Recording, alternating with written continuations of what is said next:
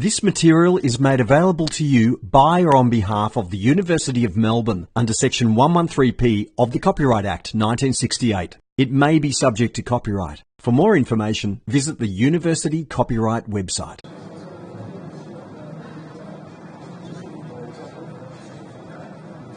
All right, 5 minutes past 1. Welcome everybody.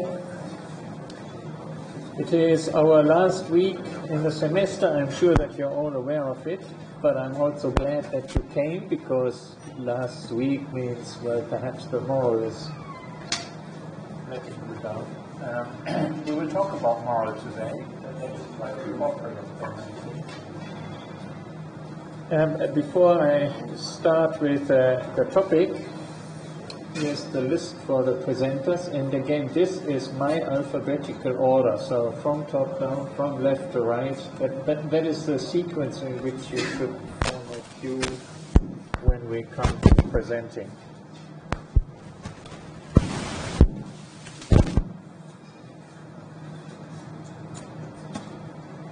Another announcement, also outside of the topic of the special lecture, is you are asked to vote for the Community Excellence Awards in the School of Engineering. Nominations are open. And these community awards, Community Excellence Awards, are for all sorts of things, for student clubs, for students, for tutors, for you name it. So I encourage you to participate. Here's even a QR code.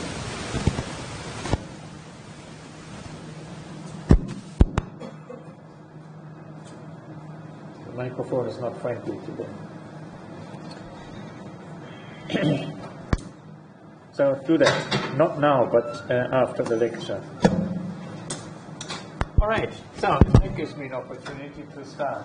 I will talk with you about ethics today. You might be surprised to leave that to an engineering discipline, an engineering subject, spatial information. What does it have to do with ethics? But also you may wonder whether that is somehow related to your exercise to read newspaper articles and think about presentation of spatial information in the media or spatial information anywhere. And of course it is related.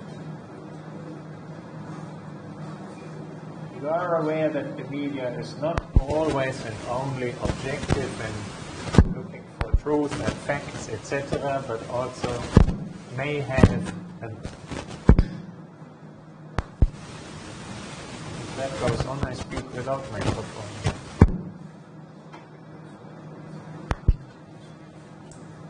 May have a bias or an agenda, and it was then up to you to discover this bias and highlight in your reports, or what we will do today.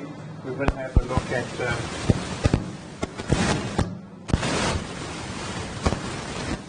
no, enough is here.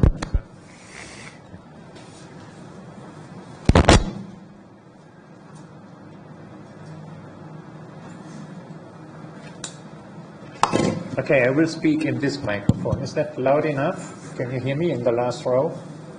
Okay.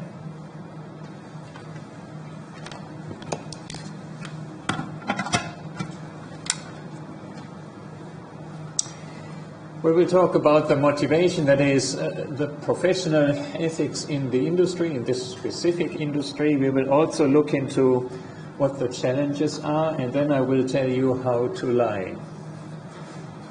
Just to make sure that you will never do it, of course.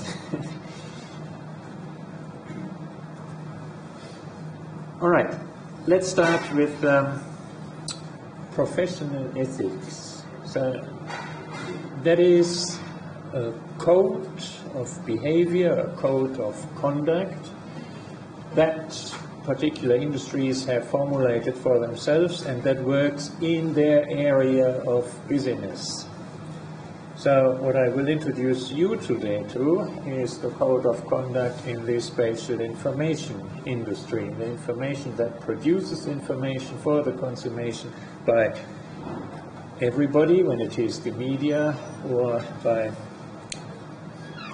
political decision making.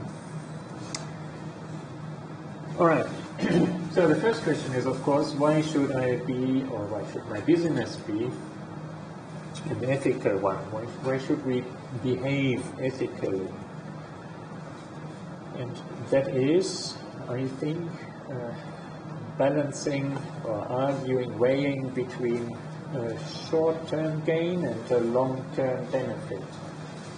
Very often, through unethical behavior, you can gain a short-term benefit. If you lie, you will perhaps do that because you expect a quick return of investment. The point is that with doing so, industries, businesses, and individual people lose trust, and if they lose trust in the public, in the market, they will lose future business. So in the long term, it is not paying what may be looking tempting in the short term. With other words, having an ethics codified and committing to it is helping a larger organization and all the individuals involved to see that they have a traceable way of acting ethically in the market, and they can use that for working on their reputation, for gaining reputation in the market, which is good for the shareholders, so they shouldn't complain if you, as a person, behave ethically instead of looking for the short-term benefit. And then it is good for the employees because that company will survive, and it is good for society.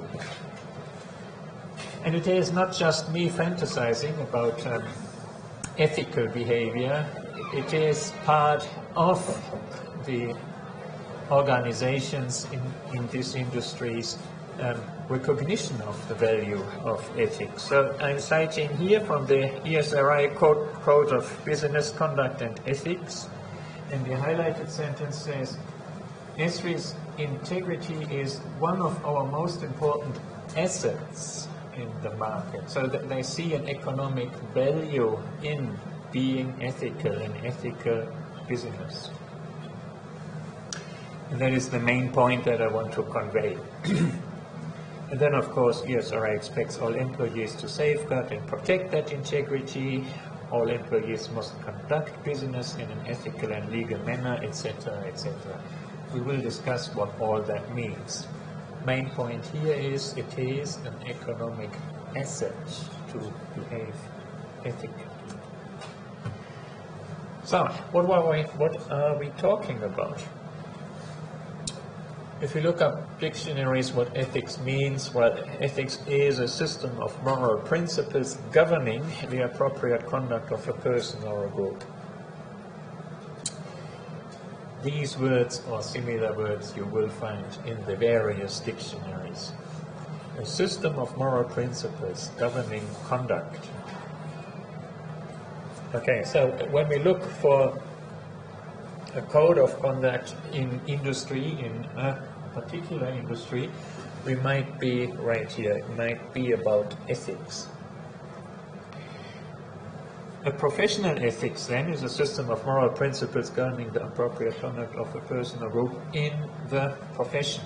So we are narrowing down the general principle of ethics to what it means in the context of our particular interest. Professional ethics covers all sorts of relations. It is not only how the business acts with business partners,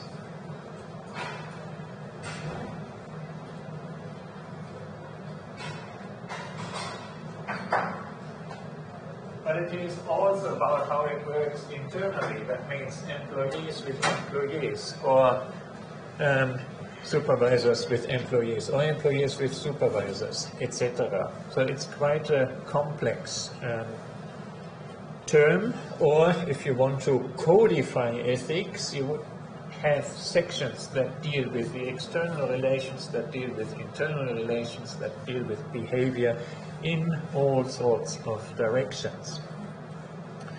And some of them are just imported from law. Law is the codified ethics of a society. So an ethical company should or would or is committed to behave according to taxation laws, competition laws, export laws, employment laws, etc. But that is only a very small portion. It is much more. It is about relationships of all sorts. Most of the relationships that you have, that a profession has within the company, are not defined by law. They are defined by honesty, by respect, by terms that are weakly defined, not strongly codified in law.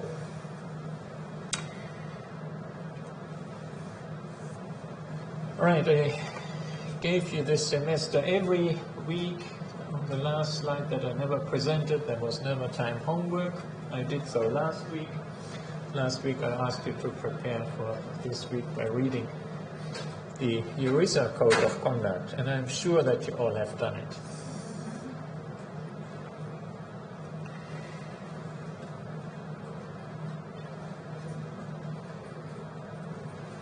The EURISA's Code of Ethics for GIS professionals comes with 4 sections or 4 categories that are roughly relating to what I showed on the slide before, many-to-many relationships.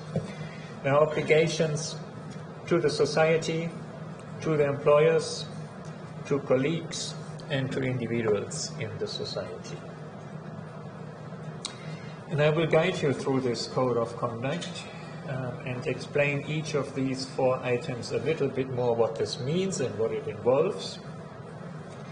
But I encourage you also to see that a little bit broader. So do not only imagine this as the code of conduct in a business, that means in something that doesn't relate to you currently because it is far in the future for you.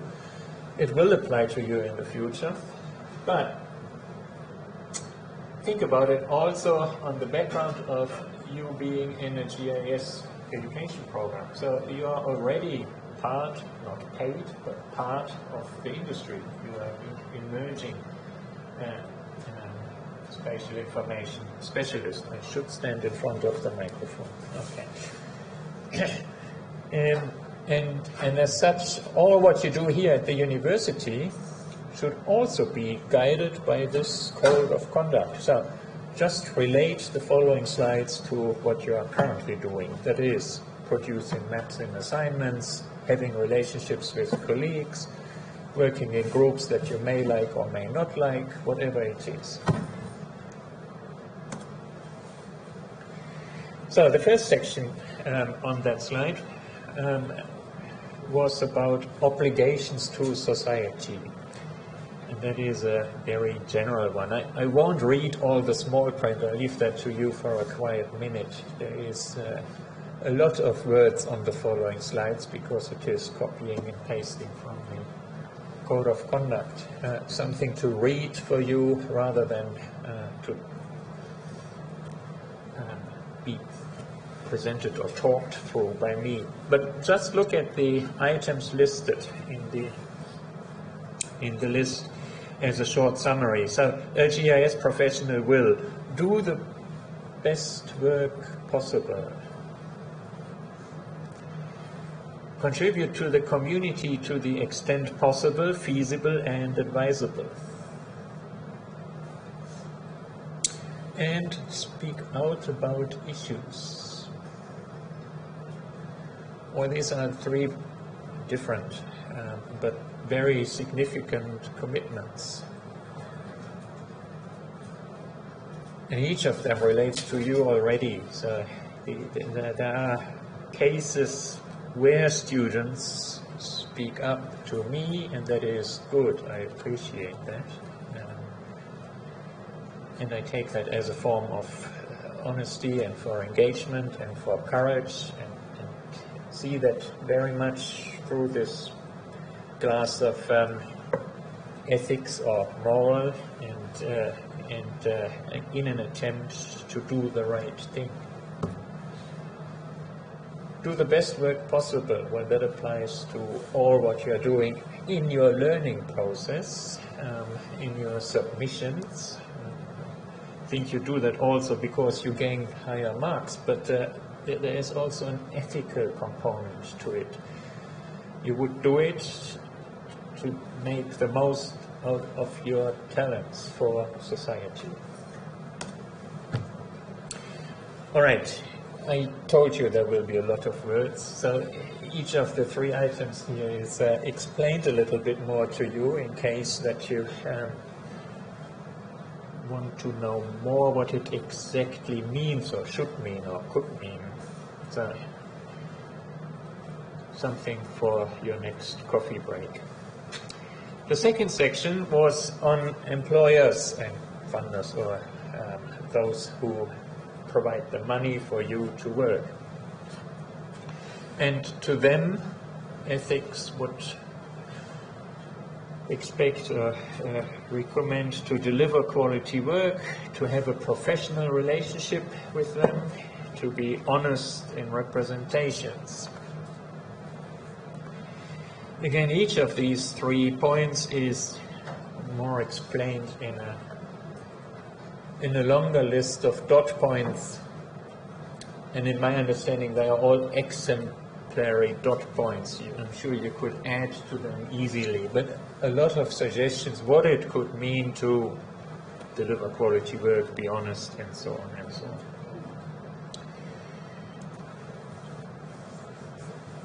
The third aspect was to colleagues, obligations to colleagues and the profession.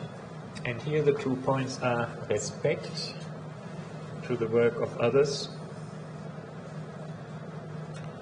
and contributing to the discipline to the extent possible, which means that in larger groups, for example, you would make every effort to contribute whatever you can from an ethical perspective, not from marks. Or later in the industry for ethical reasons that in the end are to the benefit of the company and society, as we discussed in the beginning, but not necessarily for personal recognition by your boss. He might not see that, or she might not see that. So it's not all about recognition, it is about an inner preparedness and inner commitment to ethical behavior. All right, again, small print, a lot of small print. I encourage you to read through. And the last point, the 4th point, was the obligations to individuals in the society, that is, outside of the company, and meaning here, focusing here on individuals in comparison to the first point, which was to society. And this is an interesting one, and in my eyes it is of growing importance in our profession. It is about respecting privacy, and it is about respecting individuals. Now this privacy issue, that is one where we could discuss the whole lecture hour about, because spatial information is highly sensitive to privacy. A lot of spatial information is linked to individuals, their behavior, their preferences, their locations, their socioeconomic profiles, what they own, etc., etc. So you could do a lot of damage to this point in the professional ethics on a daily basis, because you are confronted with issues where you have carefully to consider and make decisions with regard to respecting privacy.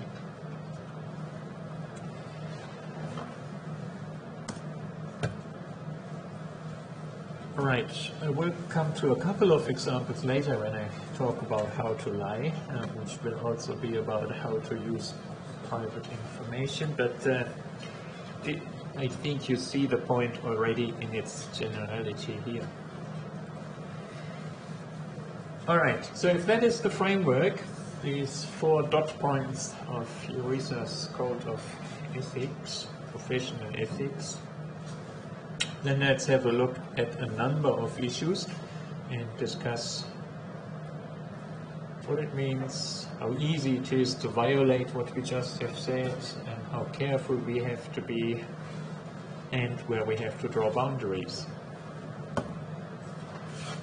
The first question is a question for you, because you have presented every week maps, plenty of maps to us.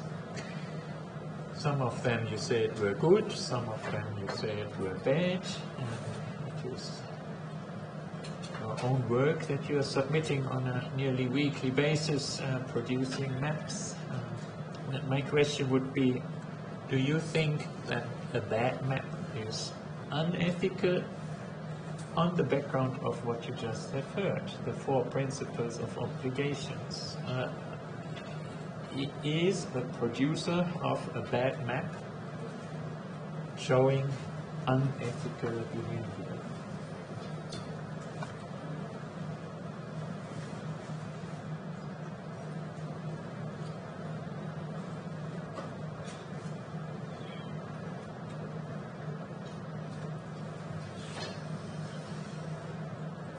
All right, seems to crystallize around these numbers. I'm glad that nobody said C. So that means we have something to discuss here. All right.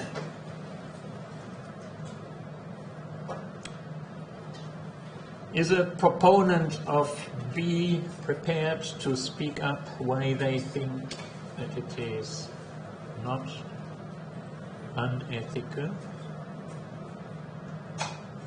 And don't worry, afterwards I will ask a proponent of A. I'm not making prejudices here.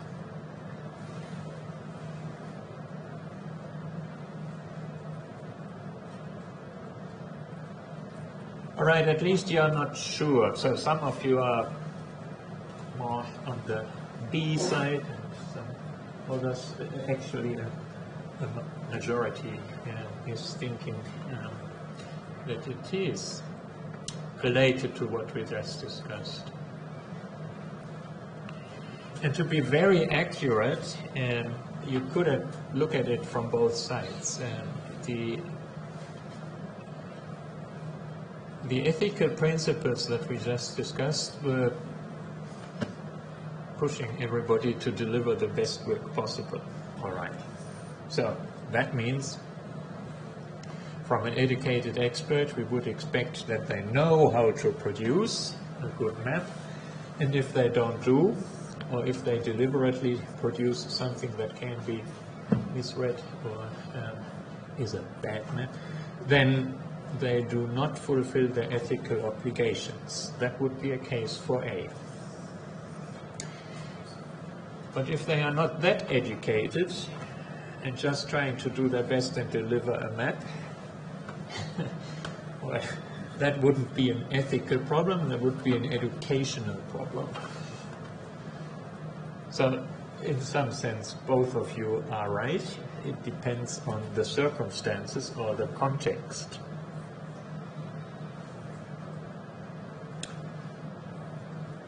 Is anybody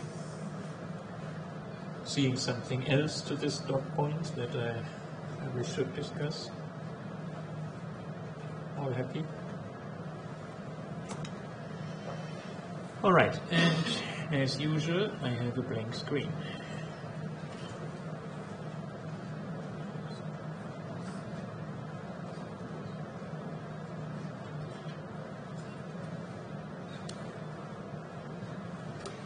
All right. Microphone. Cases of ethics or unethical behavior.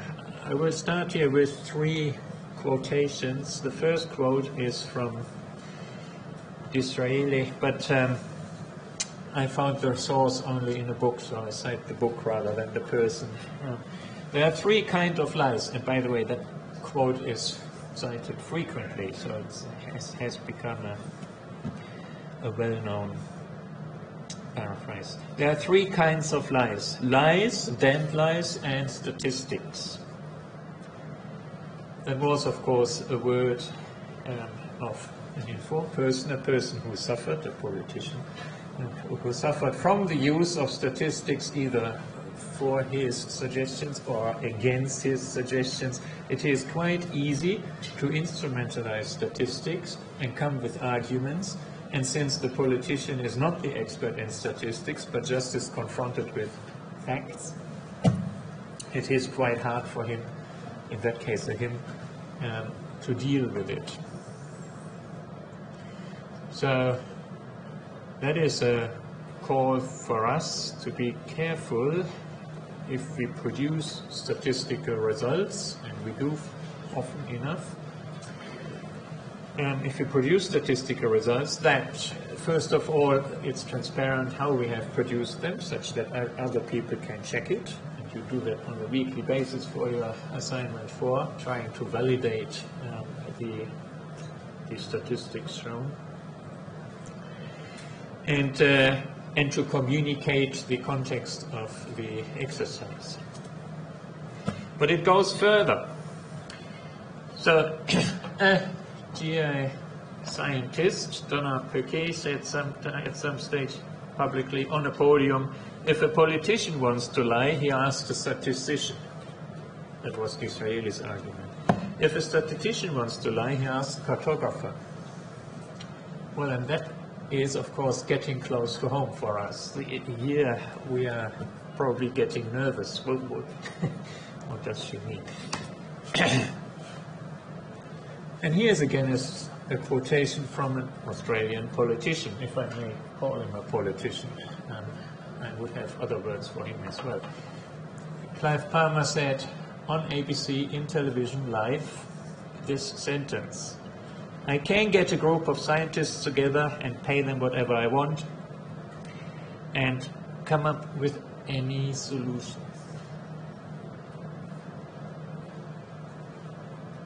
And that is disturbing, of course. It means there are no facts. It means it all matters who is paying and how much is paid, which is, according to what we just have discussed, exactly the opposite of ethical behavior. So I hope that when you graduate, you keep that in mind and respond in your ways to these approaches.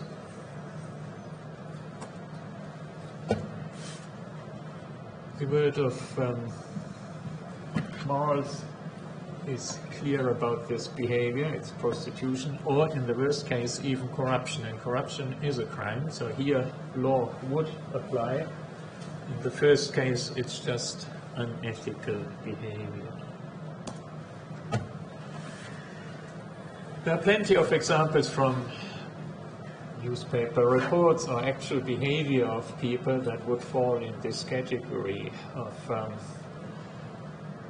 trying to influence statistics, trying to influence findings of researchers, for example, just by cutting funding, as in this example, to a degree that nobody has the resources to look after some facts in the world. And these are facts that would again be produced by geographic information experts and people in the field. I'm not sure whether you know the background, but it's already 2 years ago that Donald Trump cut the funding for the Environmental Protection Agency in the US dramatically, at a time where also in the news were substantial reports of environmental damages to drinking water in poorer areas of America, in particular in Flint, in Michigan. And the result of the funding cuts were it was no longer investigated, and therefore it was no longer in the news. Easy to get rid of truths you want to ignore or to disappear.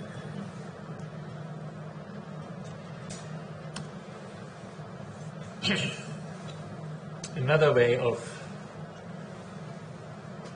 dealing with facts in a way that are clearly unethical is choose a sample that is biased.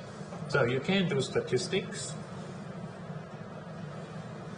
and say the average is, or everybody is, or something is in a certain way, statistical way, just because you have made sure that you ask the right people.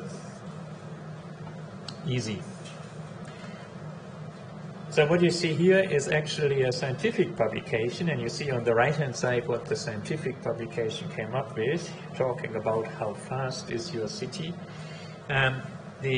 The seconds that you see measured in the right column are seconds people took for walking 60 feet. I don't know what that is in meters, but the observation that people in Singapore are walking faster on the sidewalks than people in Copenhagen or Madrid. That's one thing. The other thing that article then did was correlate this with strong statements, and some of them are morally dubious. So they said people in fast-moving cities are less likely to help others. That was not observed, that was just said or induced. And have higher rates of coronary heart disease. That is also interesting because these people that were investigated for their walking speed were not tested for the risk of heart disease. So there was even not a direct correlation, although the article suggested a correlation. But what was even worse is the way how they selected the participants in the experiment. They tested in each city 10 people, just 10 people, and produced an average, and the differences between the averages, if you look at neighboring positions, are minimal. So the whole thing should have never passed peer review. It was published, and of course these things come into the newspapers. So, sample bias. Pick the people that you want to see represented in the statistics, forget about the others, and publish. Fabricating facts. I'm sorry that I'm picking here on Israeli newspapers. I hope I don't violate any individual's feelings in the room, but these are two examples. Sure, we would find similar cases elsewhere as well. But here are two examples that are too obvious. I couldn't let them get unnoticed in the context of our lecture today. Photographs. Well, photographs, you might say, are not spatial information necessarily, but of course you deal with photographic imagery as well. Aerial photography, satellite photography, and what people do here in the newspapers, people also could do for other purposes with other images. Fabrication. So you see on the upper row the original images, or at least in that case here it's not the identical image, but it is fractions of seconds from each other. Well, this is the same image in both cases. And then what you also probably see is that one face is missing in each image. And that is accidentally the woman, the only woman in the image. Because for traditional Jewish people it's unimaginable that there is a female minister in government, or that there is a female Prime Minister here from Germany marching in the front row on the Charlie Hebdo protests. So, if it's not possible to happen, then the reality or presentation of reality will be made so that it is according to beliefs. Fabrication or faking information can go further, and here is again a spatial example, a map. That map appeared in the 1950s or 60s from some library, and claimed, made an interesting claim. What was it?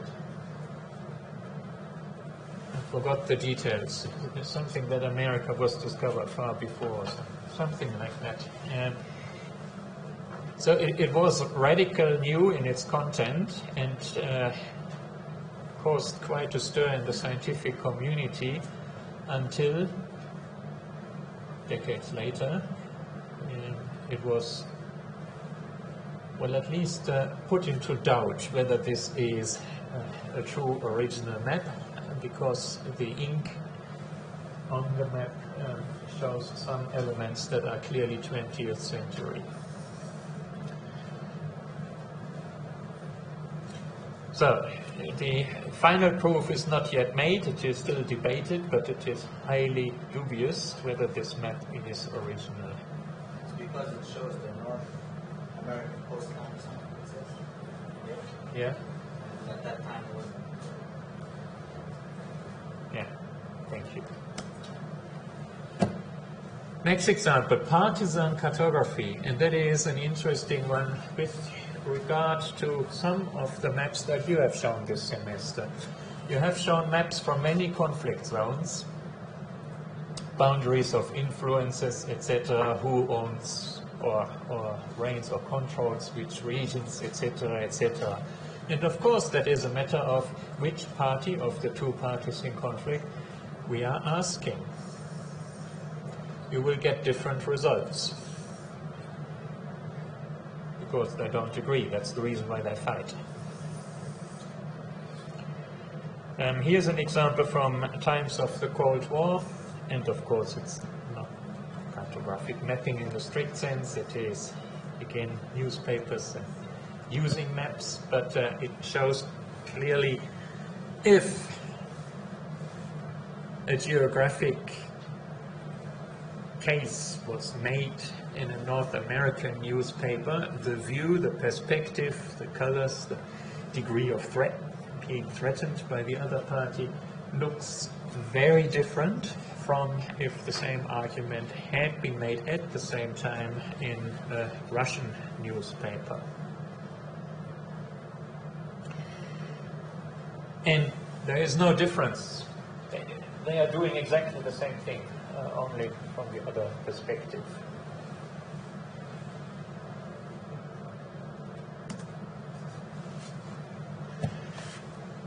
All right, so that gave you a couple of examples where in reality we can see, perceive, if we are if we are paying attention to the detail, where we can discover unethical behavior.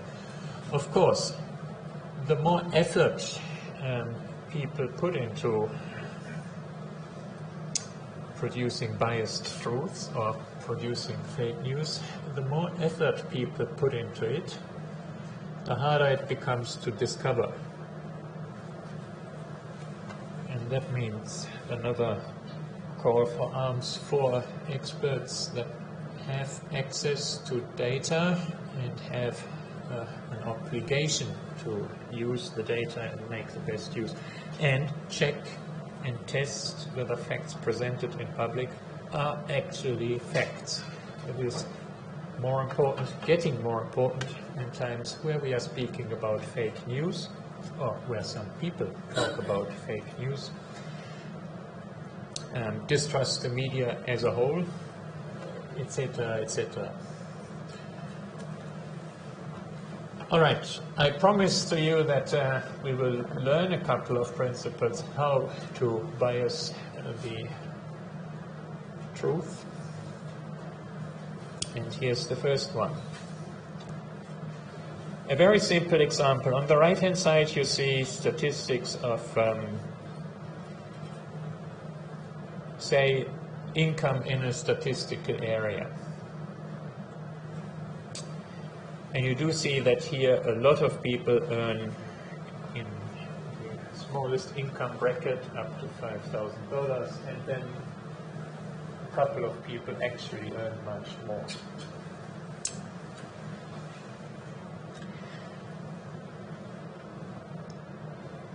We can produce from these statistics by asking individuals. This is already aggregate, but behind the aggregate are individuals. We can produce from these individual data statistics. We can compute the average, and we can use the average to make an argument, a political argument. And depending on which side of the political spectrum we stand, or depending on which political agenda we have, we might want to choose an average for making our argument. So one could, for example, take the mean. And by the way, all of these are correct. We are not talking about false or correct. We are not talking about truth. We are just talking about what do I choose out of the reality to present and make my case. So we can compute the mean, which would be 5,700. Doesn't sound too bad. Why is the mean so high? Because this bracket here doesn't sit here, it sits here. A few super rich.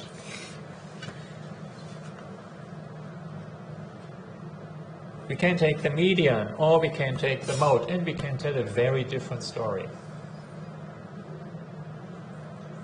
And we could discuss which one is the right one. Or there is no right and wrong. There is only a mathematical tool, and then there is an agenda.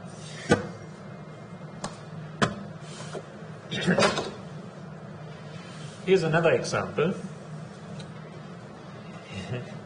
The wizardry you can do with producing graphs. It is the same facts presented on the left side and on the right side. Wait a second, the same facts? What I'm telling you. Well, then have a look at the y-axis and what happens here. So here we have, say that is temperature. Temperature, degrees Celsius, 5 to 20 and beyond. And here we have temperature, degrees Celsius.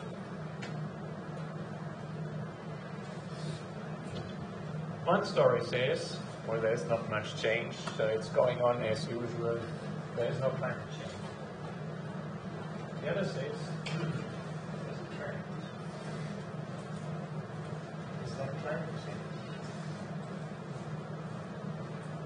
Sorry to my microphone today.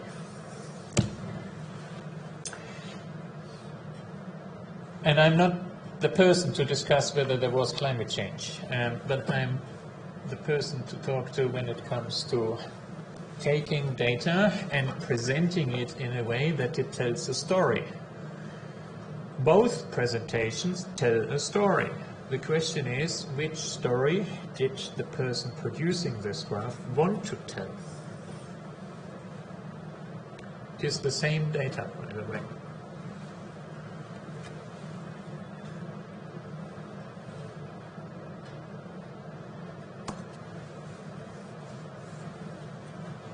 Classifications or generalizations are another very nice way of producing stories, stories that you may prefer when you are asked to produce a story, when you are asked to lie with statistics.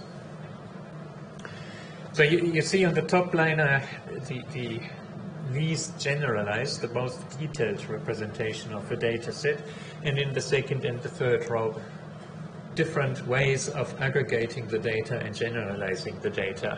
And in each case you can read stories out of it.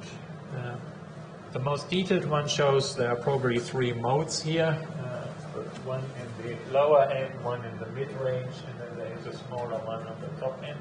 Okay.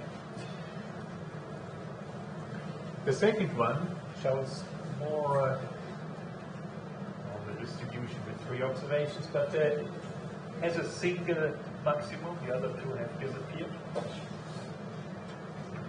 And the third one, just by putting two of the modes in one bucket and leaving the other side outside, produces even a higher value on the right-hand side than on the left-hand side. Just by making the right choices where to draw the boundaries in my classification scheme. Well, you get the idea. If you classify, if you generalize, aggregate, be aware that a wanted or unwanted, I hope unwanted side effect is where you draw the boundaries, and that applies to all the maps that you have shown during the semester, wherever they have made their cuts that had an impact on the visual story of the result.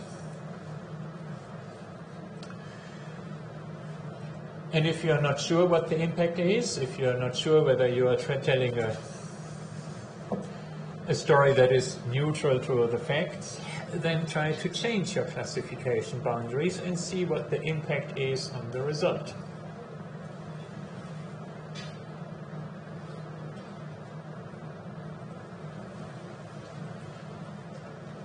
Another nice example is about zoning. This is not generalization as such, that is just deciding where to draw boundaries in an area. So on the left-hand side you see the ground observations. We have an area with 9 parts in our partition, 9 suburbs, with some values observed, average income in $1,000, say, and that's the average. And now it depends. How do I draw boundaries to tell a story? I could partition it in 3 vertical cells. I do get the same average, so I haven't changed the data. But I do tell the story of a richer middle and poorer left and right, east and west. I could draw the boundaries a little bit different on the right-hand side, and I get a different story. I get a story of a poor south. Which story do I want to say?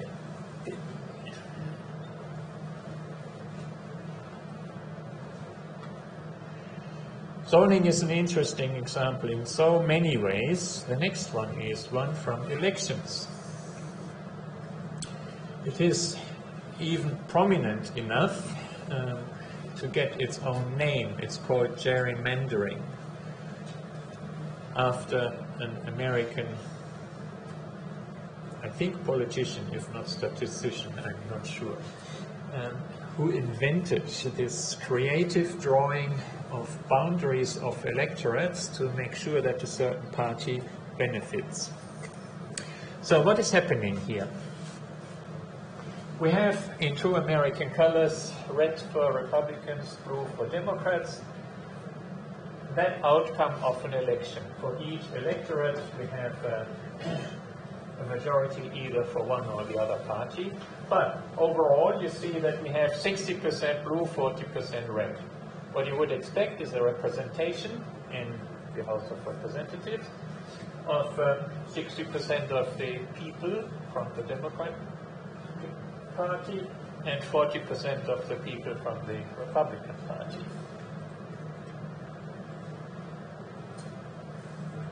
Now let's draw boundaries for districts. If we do it in the way presented in the middle, sorry, I need to stay close to the microphone. If you do it in the way presented in the middle, we get a very interesting result. So we expected 60% should go to the blue and 40% to the red. Actually, in each of these districts now we have a majority for the blues. That means all the representatives sent to Washington will be Democrats. Some people would say, nice. The others would hate you. Okay. Let's try to draw the boundaries a little bit different on the right-hand side. Still 5 districts. Each of the districts has the same size, so there is nothing wrong with drawing these boundaries. We are not playing with actual voters counts. They are all valued the same, representing the same number of voters. But we have suddenly, remember blue was the majority, but we have suddenly 3 districts that have a majority of red and 2 that have a majority of blue. With other words, we have a majority in Washington that is red rather than blue. Smart, huh? If you are a Republican.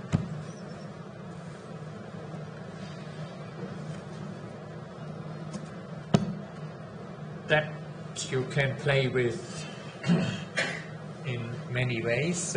It is played with extensively in America, not in all countries. It depends very much on the way how electorate boundaries are drawn, and in America they are drawn by the current government.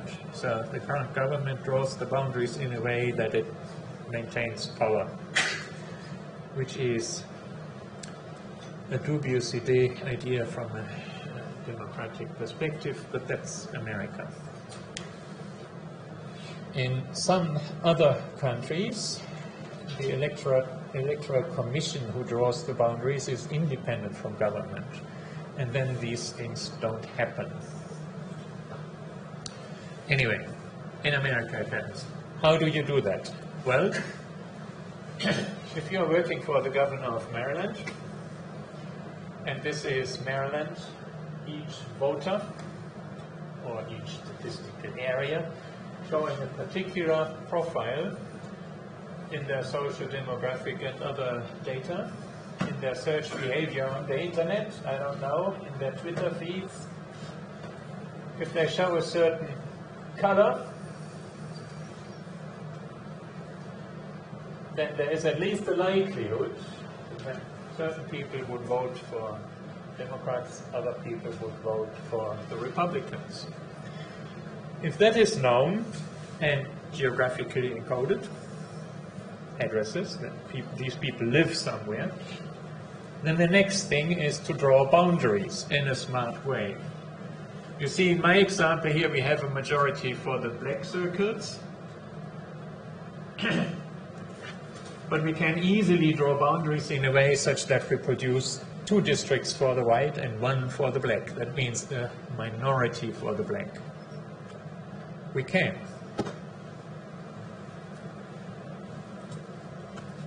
That has led to ridiculous electorate districts in the US.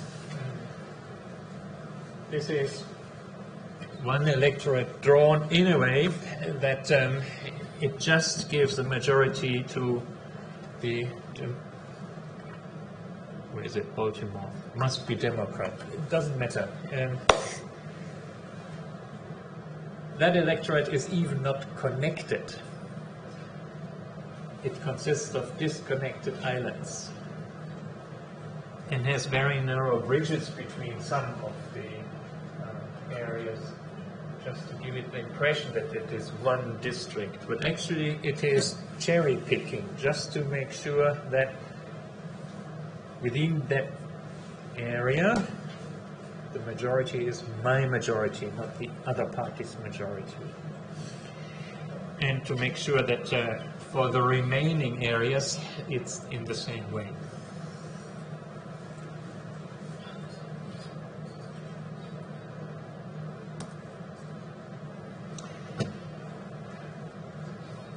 All right, that is, we can go further with how to lie.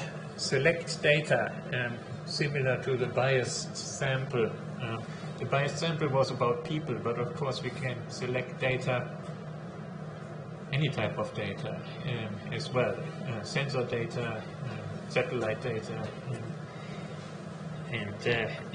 and select it in a way that we do get the results that we want to see.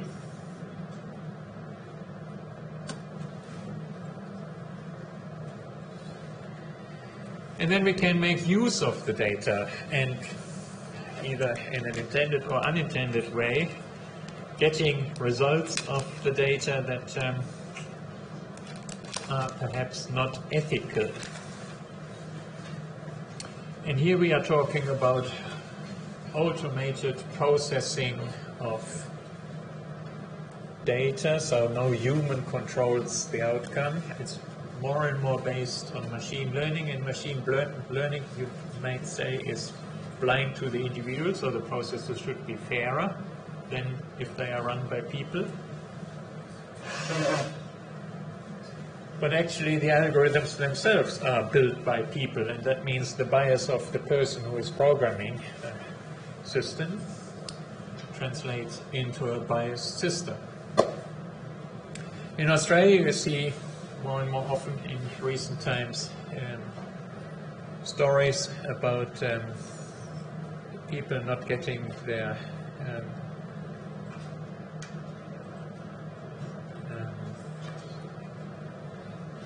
what is it? It's the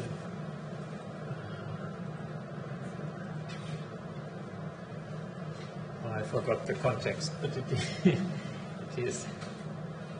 is about people not getting their social support because a system thinks they own too much or have not declared some of their assets, and then they are thrown out of continuing support.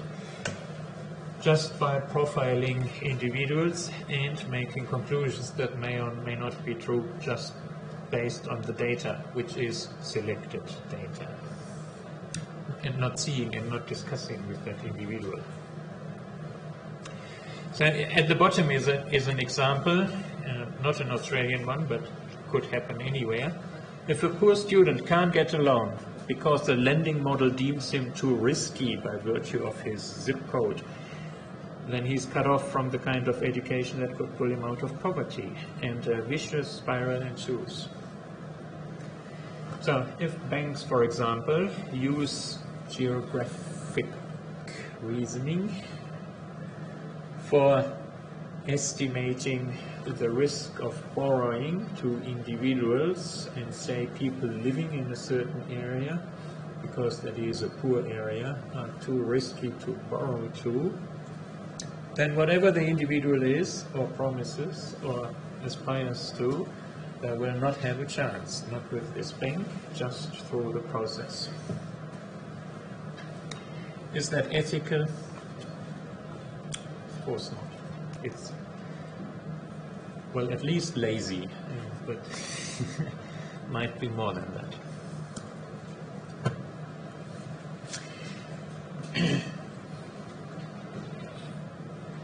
All right, my last example is less one how we lie, but one where the ethical boundaries are violated again in the use of spatial information.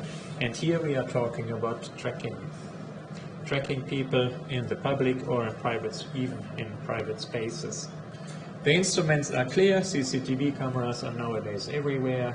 Tracking through Wi-Fi networks is becoming more omnipresent in public spaces and in private spaces. And there are plenty of opportunities to track people, not only where they move, but also by what they are doing.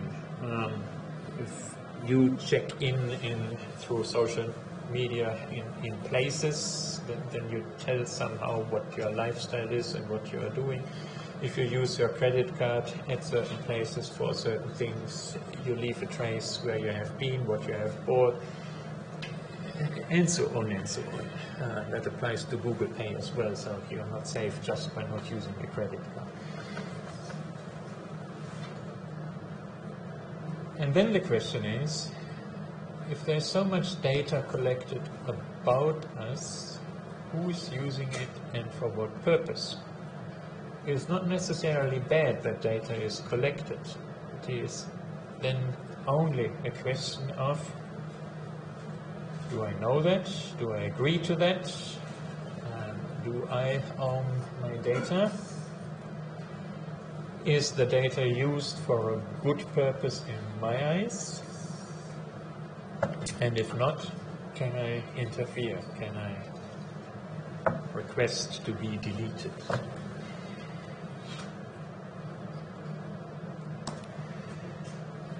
All right, and of course, technological developments are coming up much faster than our law follows. And I mentioned already the law is only capturing a small portion of what is ethical and what is unethical. So waiting for the law might be even too slow. Again, people in the profession, people who are looking after the data and collecting the data, they have already ethical obligations, whether there is a law or not. They have ethical obligations. And here are a couple of ethical principles, perhaps not legally codified yet, but ethical principles of how to deal with privacy data, including informed consent. People need to know what about them is stored where, for how long, and who has access to that, with whom is it shared. Sharing can form a contract, so the individual must be involved. The one who is the sharing recipient underlies the same principles of privacy, of confidentiality on the data than the original collector. Transparency requires that the individual can request that their data is deleted. And then, of course, the question is, all the data that is collected about me, is that truly representing me? Or is that sampling aspects about myself that give a biased view? All right, I don't have answers for all ethical dilemmas, so don't expect me to do that, but I do have a lot of issues highlighted, and I hope I could make you more sensitive for the challenges in your professional life with ethical data. I have also run more than 10 minutes beyond my time limits for this lecture. We will have now a break, and after the break we will continue with our map presentations, and then we will discuss a little about exams, etc. All right, 10 minutes break means we reconvene at 2:15.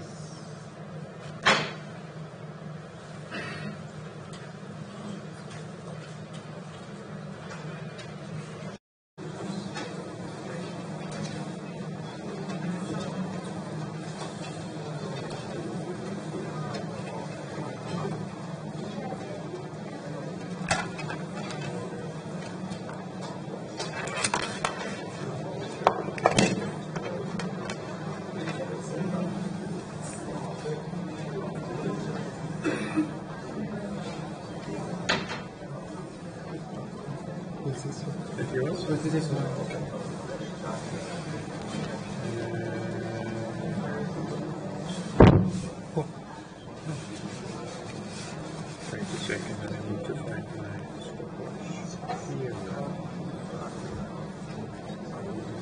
All right, over to you.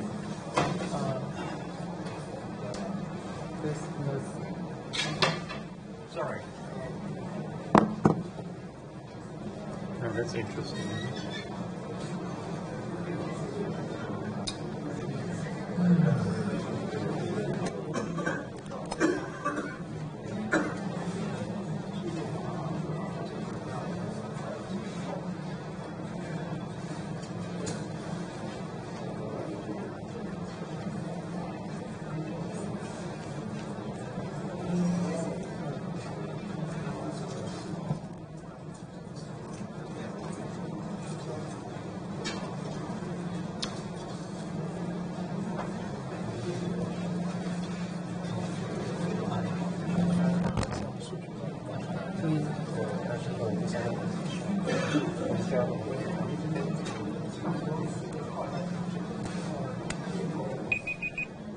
Sorry, that was the first one. We are moving to the second one.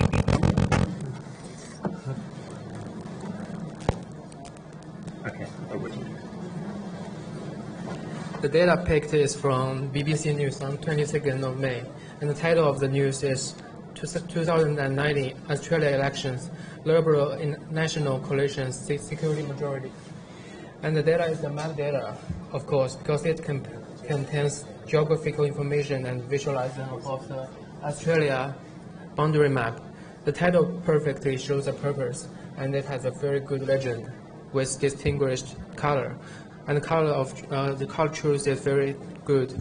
Another one, the LIB and LMP share the same colors. It is disadvantages because it didn't cover explanations. Another, it did not have the skill bar and labels or text and source and author. Another picture is from another media. It has a clear title and good sub-legend.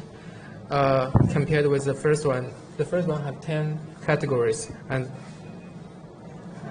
it does not have scale bar and legend.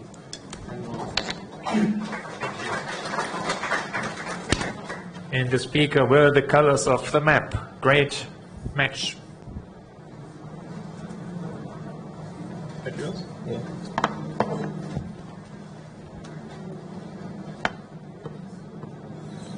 Hi, I'm talking about the map that describes what a measles outbreak could look like in the Hilton, and by decreasing the vaccines coverage minus 10%.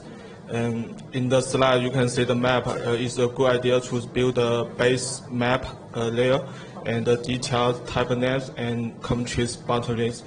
However, it missed the legend to explain the rest points and no scale bars and no error. We also don't know who to build it and when to publish it and where is the source. Some country names are unclear and the map is incomplete. In general, it is easy to understand the contents and close to the article. In the future, it's better to build a density map. Thank you.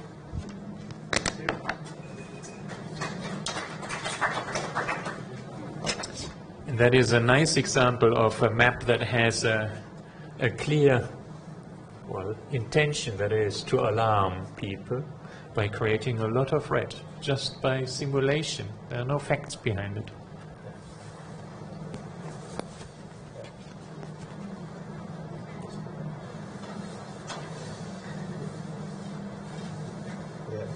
Hello everyone.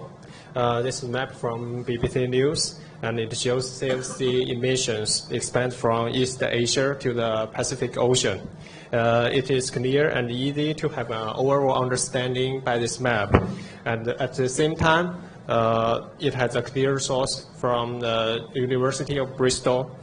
Another thing is that it is a real-time map of CFC emissions in 2018.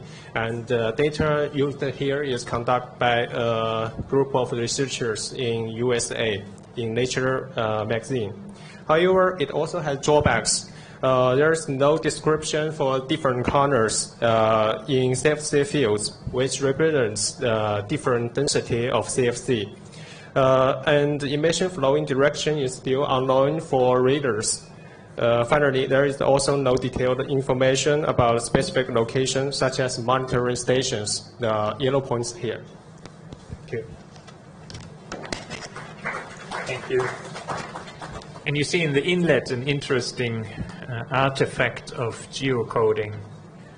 The dot just represents China, I think, by a center point of the landmass of China, while the map itself, the larger map, shows an area which is actually in the east of China.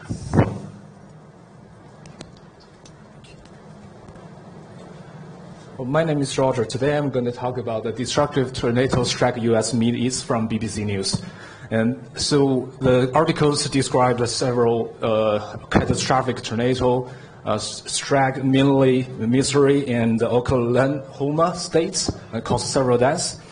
And the destruction level of the tornado was EF3 or EF4 at the time. And so today I want to talk about these two maps. So I like the idea they include a secondary map on the right upper corner to show the location relative to the globe. And it's very clear to see where the tornado was, but however, there is some drawback that there is a lot of overlapping happening in the maps, which is if you provide more detailed information of how many red dots or yellow dots on the map will be better for the reader to understand your map, and a comprehensive title rather than this will be better for the reader to understand as well. Thank you. Thank you.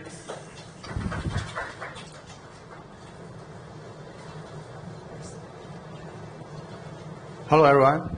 This news is published on 20 May. It's about federal election. This map was made by Nathan Loser, shows the world distribution of collection and labor for major cities. The election data is from Australian election community and it's incomplete at that time, but it does has a trend. The blue and red dots represents collection and labor respectively, and the size of those represents the swing. In some cases, this map can show the result clearly, but like Melbourne and Brisbane. But in some other cases, like Sydney and Tasmania, we can't get an accurate result from the represent. So that is a problem. What makes it worse, there are also no titles and bars and scalp and nose arrows in this map, which makes it much more hard to understand. Thank you. And don't forget that the electorate of Melbourne went to the Greens. Hard to recognize.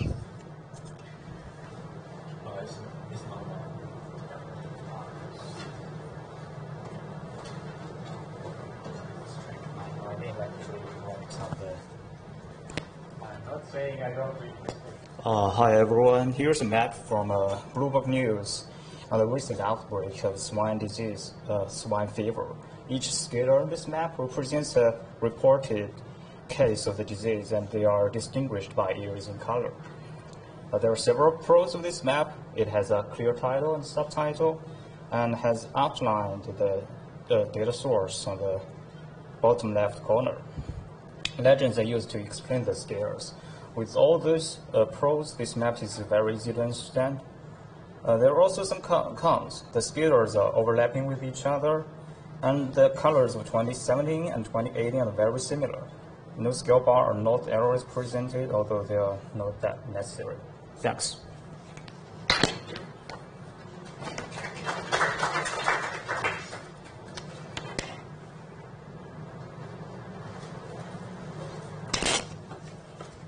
Hello everyone. I'm gonna talk about a map from the newspaper article named Ozone Layer Banded CFC as Traced to China. Well, the map represents 25 years ice loss of the Antarctic. As you guys can see, the major area with ice loss are distributed in the southwest of Antarctic. For the pros, the title and data are clear on the top, and it's very easy to understand and well connected to the article. The lighting is also good with appropriate colors. For the demerits, the north arrow is missing, the special reference frame is missing, and there's no scale bar as well. Well, generally the map is appropriate. Well, it can also be more precise and professional by adding those missing components. Thank you.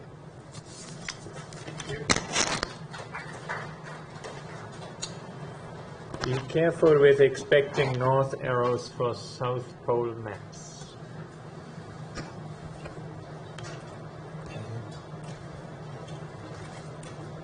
Hello everyone. A few days ago, there's a bright meteor across Australia's sky, and maybe some lucky eyes have seen it. This map is from ABC News, which shows the mystic landing site of the meteor. And let's talk about this map. This map has many advantages. For example, the map is simple and clear, and the map is clear to describe the landing point in words, so reader can have can know the landing point. But it also has some disadvantages. For example, this map lacks the title, scale bar, north arrow, and legend. And this map uses the hypothematic map, but I think this is not useful for readers. Maybe a map with city label will be a good choice. Thank you. Thank you. There's one city label, but in a very strange position. Adelaide. Anyway.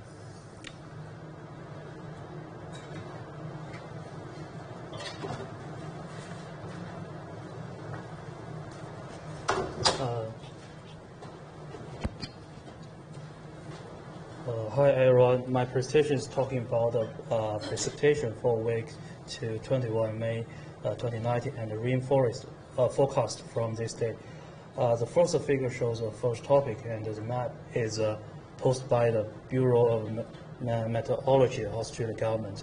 In this figure, there are sparse areas in Australia during this week raining heavily, like in northern Queensland, and the other districts are very dry. The second figure shows a precipitation forecast starting this day I mentioned above. There are two parts in the figure. The first one focuses on the change of the amount of rainfall, and the second one aims to show the percentage of the rainfall compared with the normal. This map are clear to understand, and however, it should give more information about the value of rainfall represents the total rainfall for a week, or means of average value, and it requires some the scale bar and the north arrow. Thank you. Thank you.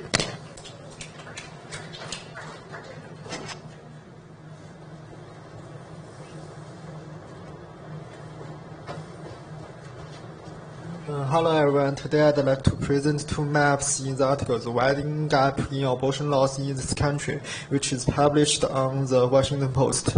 Look at the maps, it's easy to find that there is no north arrow, scale bar, special reference, and no production information, and the color selection is bad, and the legend is ambiguous. But these two maps have clear title and easy to understand. The states in the south and the Middle East have look at the left maps. The states in the south and the Midwest have restrictive policies to abortions now, and they are tightening these restrictions by further legislations, which strongly supports the argument the widening gap in abortion laws in this country is increasing. Yeah. That's awesome.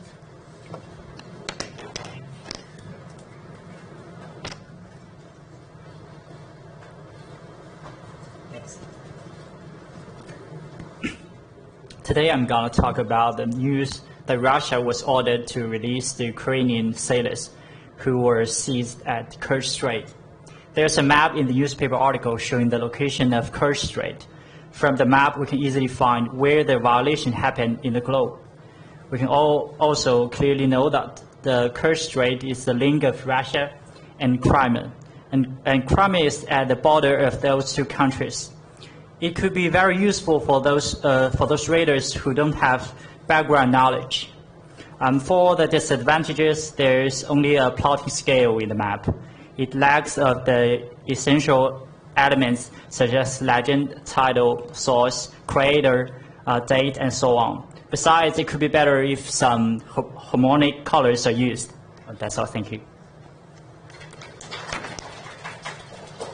Thank you.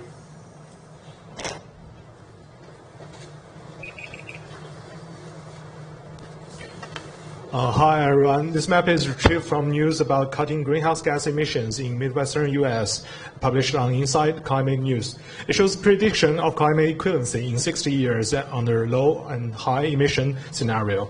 This map has many pros. Firstly, the legend of this map is clear and is placed where it does not cover any useful contents. Secondly, the color used in these maps are soft, and the readers can easily distinguish the elements on this map. Then the names of 11 states and cities are removed, so that map looks very clean. Finally, the data source is pinned at the bottom, which makes it easy to check. And there are also, however, there are also disadvantages. As we can see, the description is very long, and it should be put in the news. Besides, the idea of this map is to show the threat of high emissions, so I think it's better to include latitude and longitude to let readers have good understanding of the impact. And the last one is missing north arrow and scale bar, which does not harm the expressing the idea, but does make the map incomplete. Thank you. Thank you. That looks like a complicated map.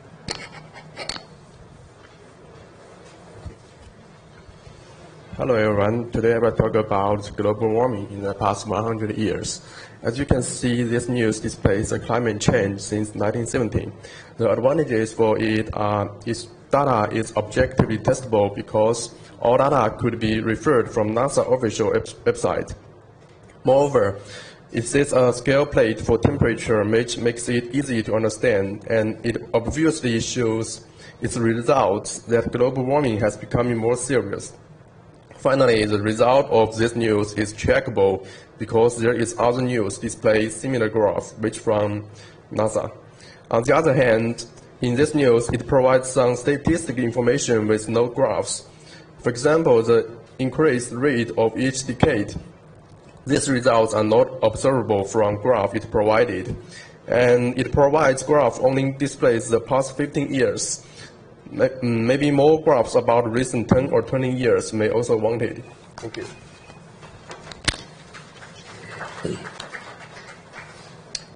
Thank you.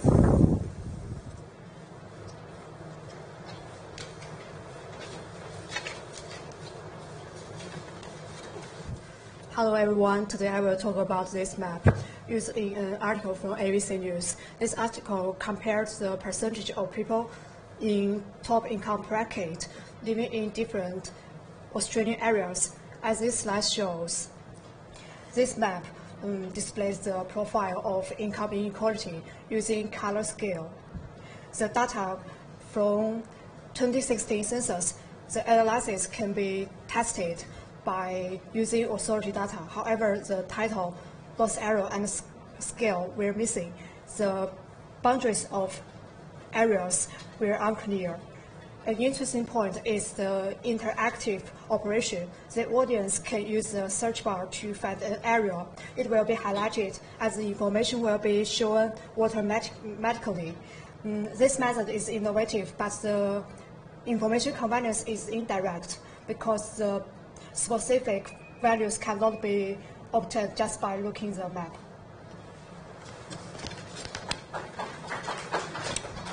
Thank you, and a number of wonderful examples of discussing the appropriateness of the graphical representation.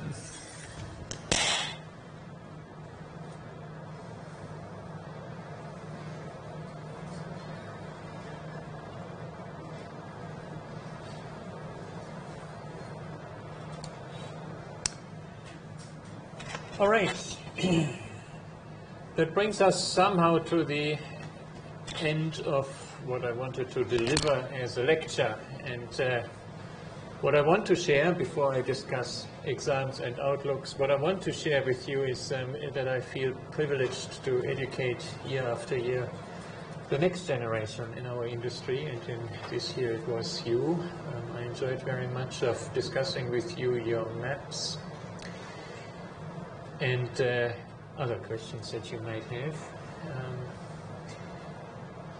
And I encourage you also to not stopping asking me or the demonstrators questions.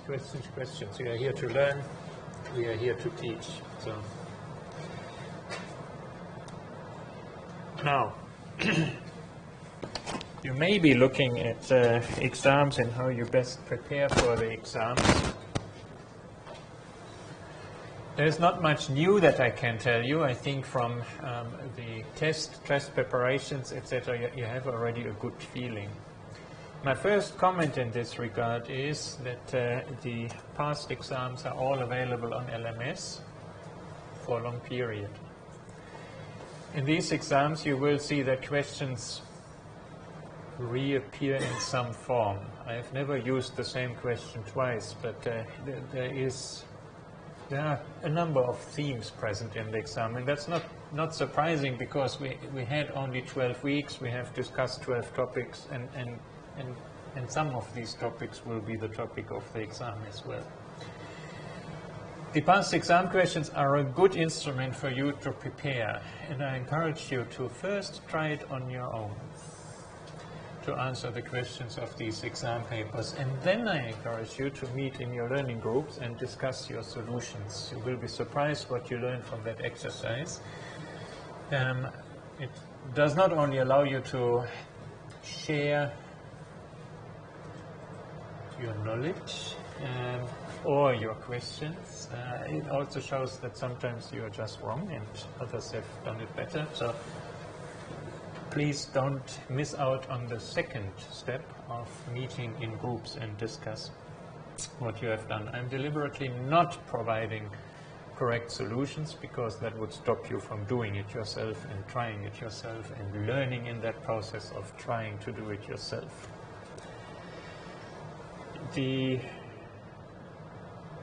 There's one aspect I would want to highlight.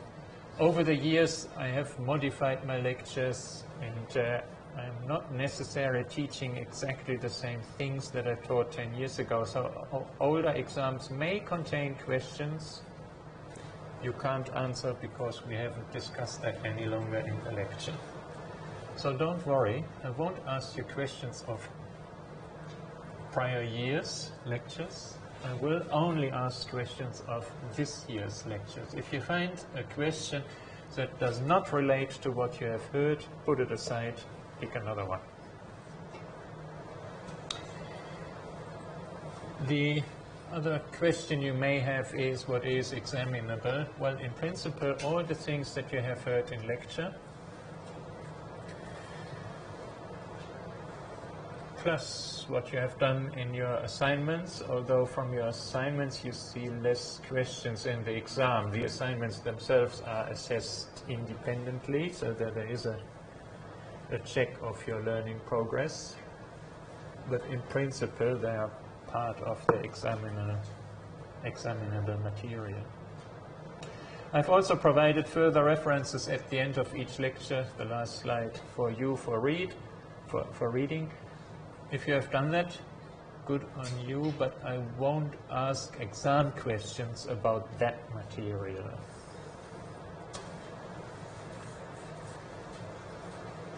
All right. From the previous exam papers online, you will see I maintain the structure that you also have seen in the mid-semester test.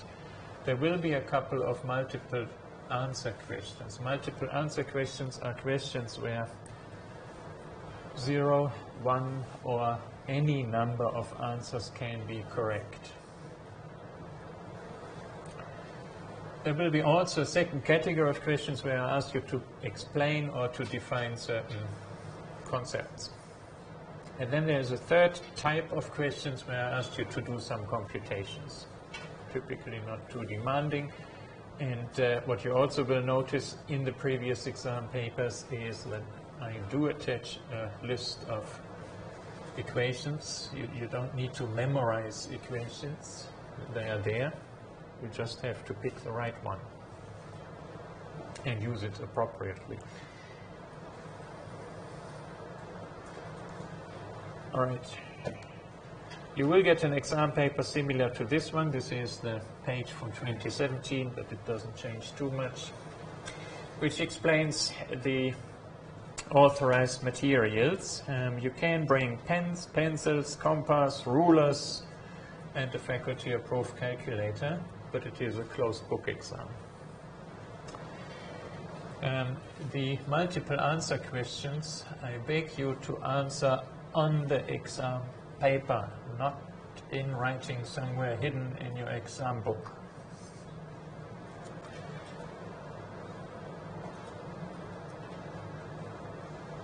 Right, and I think that's it. Yeah. So, do you have questions to the exam? All clear?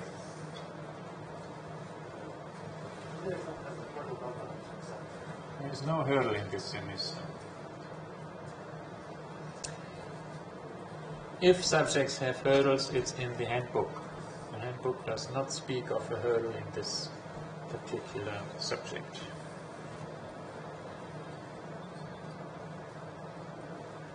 All right. I've answered all your questions. There is an outlook, a short one. First of all, I'm very aware that 12 weeks are short.